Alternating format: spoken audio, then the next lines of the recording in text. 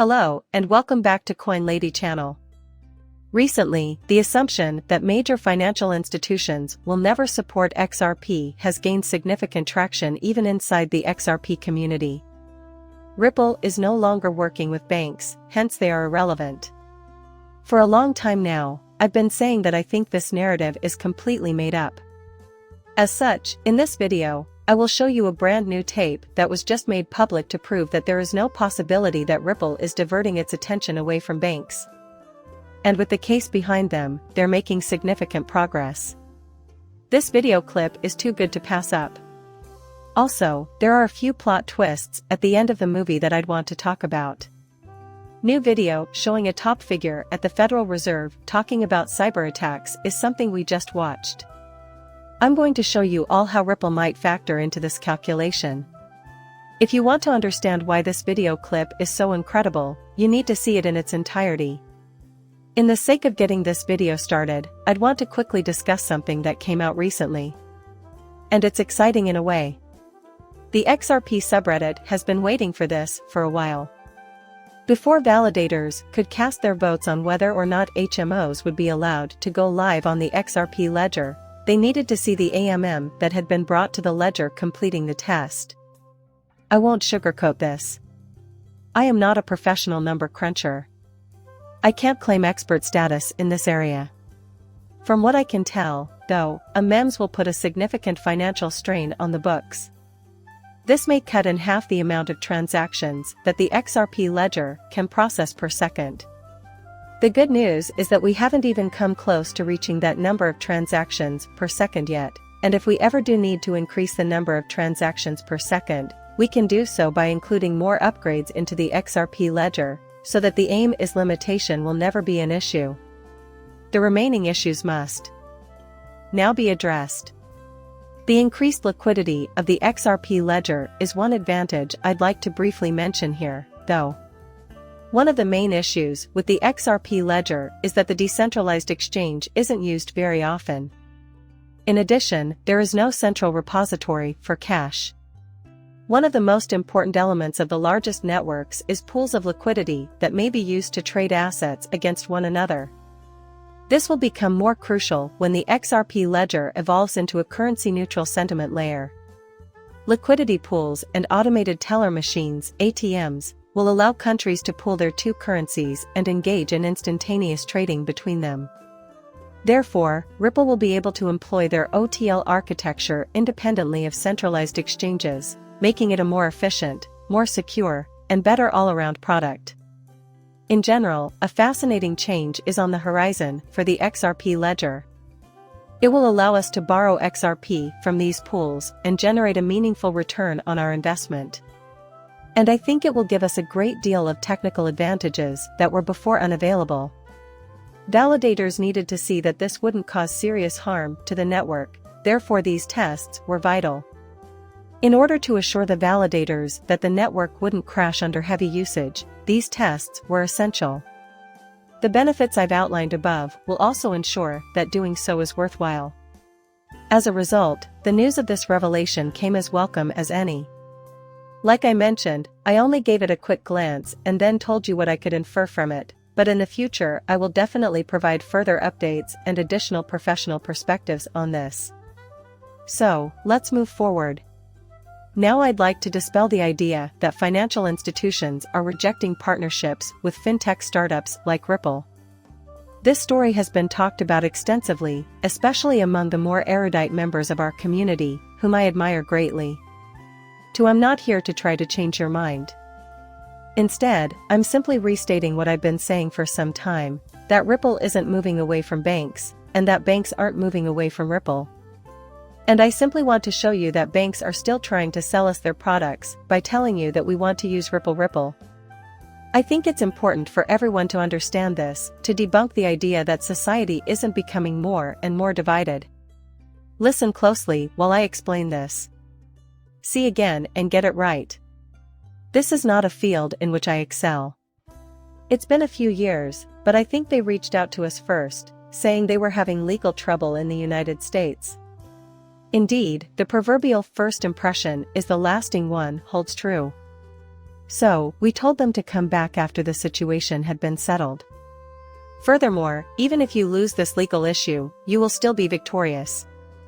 In light of the outcome of the US court decision, they came back to us and said, "Look, we're going to take a closer look at it."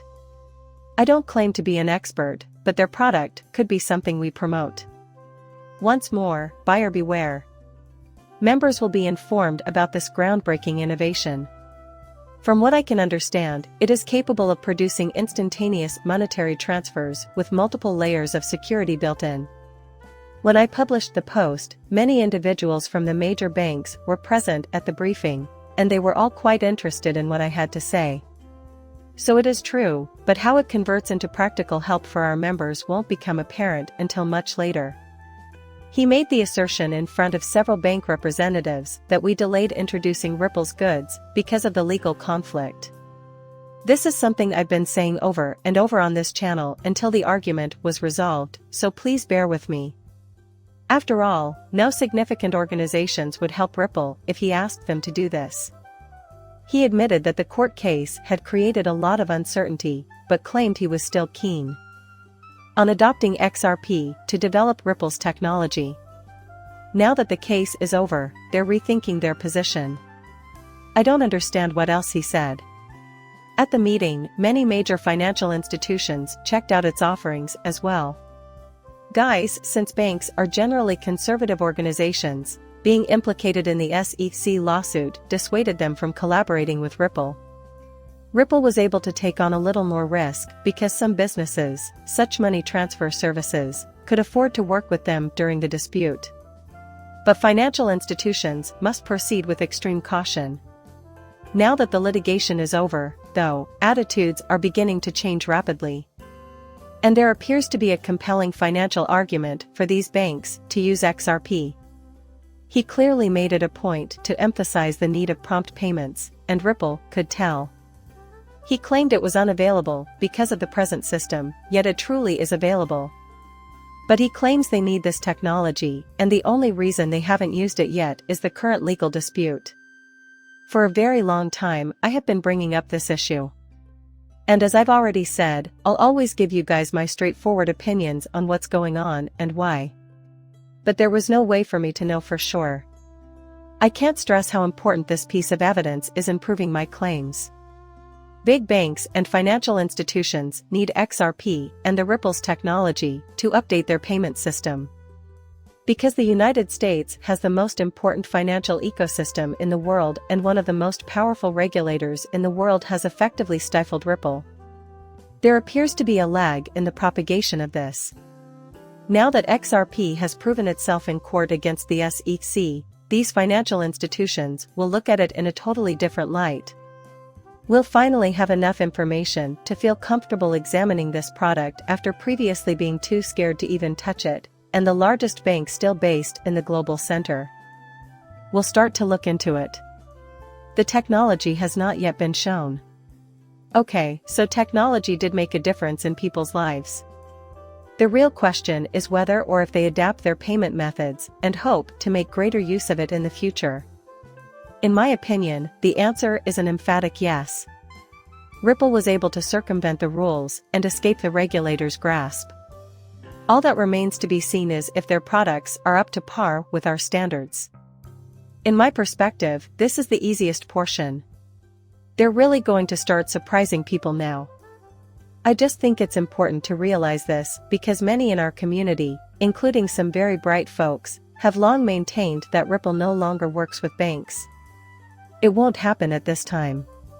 They want you to know that they are in talks with banks about expanding their role in the future and that they are partnering with Ripple in the present. The suspense surrounding the outcome of this is palpable. Ripple works with both these types of organizations and national central banks. Since Ripple is unambiguous, I agree with this guy that we can now get things rolling. To conclude up this film, I'd like to shift gears into a more conspiratorial section. For a long time, members of the XRP community have worried about hackers. And it always came from odd players with little international clout. It seems as though they are often discussed during these get-togethers, but they are never really recent. In contrast, the Federal Reserve Chairman addresses the potential fallout of a hack head-on in a brand new video. And I want you to listen carefully because he will keep bringing up Ripple, not Ripple the company, but Ripple the word. If, however, I told you that the Federal Reserve official who is spreading the rumors used to work for Ripple, the impact could be different. After listening to this excerpt, you can draw your own conclusions. Nonetheless, this is something I heard, and I don't even give conspiracy theories any thought. This, though, is one of the few things I overheard that made me stop and chuckle out loud. Please remember this. The financial dangers and interconnections in this field are substantial. How much do you believe this interconnection in the financial system costs, and what impact do you believe it has? I have to start by saying that you are probably right. When thinking about cyber risk, there are two sorts of system costs or dangers to take into account. One of them is the direct cost, but there's also the issue of intrusion, which needs to be dealt with and patched, and the incursion itself. Those costs are negligible when put into perspective.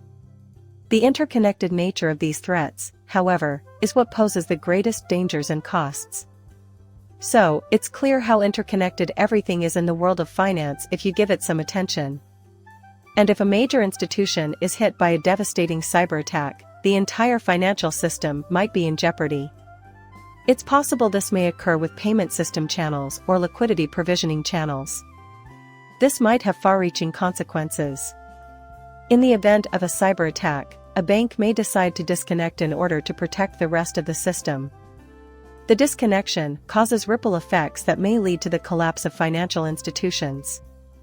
The many interdependencies within the financial system. As a result, we must give equal weight to the direct dangers posed by cyber attacks and the potential fallout they may cause. There were several uses of the term ripple effects there. In only the past minute, we've heard Ripple 4 times. This individual has left their position at Ripple. It also plays a direct role in the cyber assault scenario that has been discussed at length and from which the XRP would ultimately result. I'm not sure if I believe everything is connected or not. Although I do think a cyber attack is perfectly feasible, I still find it to be rather intriguing and think it's something to pay special attention to. If it happens, do we enter a new system on the other side? Please share your thoughts in the feedback section. Please like and subscribe my channel. See you later, bye.